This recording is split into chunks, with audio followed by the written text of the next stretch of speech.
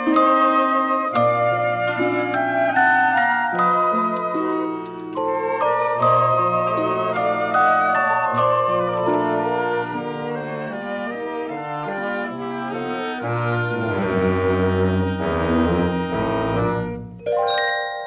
this is B-Dub, and welcome to a new episode of Clearing Out My Head. As we head into the holiday season, many emotions build up this time of year. It can be anywhere from joyous to spiritual to loneliness and sadness. This time of year can draw out a lot of different feelings for everyone. Even though we are all supposed to be joyful and merry on the outside, some of us may not feel that way mentally on the inside. For me, it's no different. In the past, I've always enjoyed this time of year. The time between Thanksgiving and Christmas was always my favorite time of year, and not just because of getting or receiving presents. For me, it was about spending time with family, especially with the ones that I loved.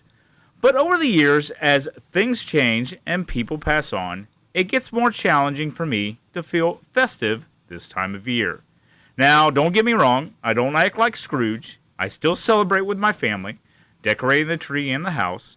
We visit Santa with our daughter still and get together with my parents to celebrate as we have. But for me, these past couple of years have felt different. More different than usual. Now, as I said, things change and people pass on. That I understand. But there is still something about this time of year that gets me down a little, and I think I know what it is. This is the first time I have publicly addressed it to anyone. Now, I've always talked about my daughter Brittany, the one that we surprised with a trip to Disney in November this year. Well, she has 3 siblings that I might not have spoken about, and now they are practically adults. Gia is 20 and a junior at Capital University here in Columbus. Now, she's considered my stepdaughter, but I have been around her since she was 9, so I think of her more as a daughter than anything. Gia lives with us until she went away to college, but she will come home now and again to do what typical college-age kids will do, eat our food. I always joke with her that she likes to shop at the Wagner grocery store because she wants to take food from home back to her dorm with her. Now, Brittany has 2 other siblings that I haven't spoken about. The reason why? They are my kids from my previous marriage. And we haven't seen them for, I think, 5 years. I don't know. It's been a while, and I've lost count at this point. I just know they haven't been around, and I have no way of contacting them. But Johnny is the oldest. He turned 22 in October. I believe that he's a chef at some restaurant and was going to college at the University of Cincinnati studying engineering. The only reason I know this is that he showed up at my parents' house last December and surprised them for Christmas. He told them that he was going to reach out to me, but that was the last time that anyone has seen or heard from him. Now, Scarlett just turned 19 in October, and she just graduated from high school and is attending Scripps College at Ohio University and majoring in journalism.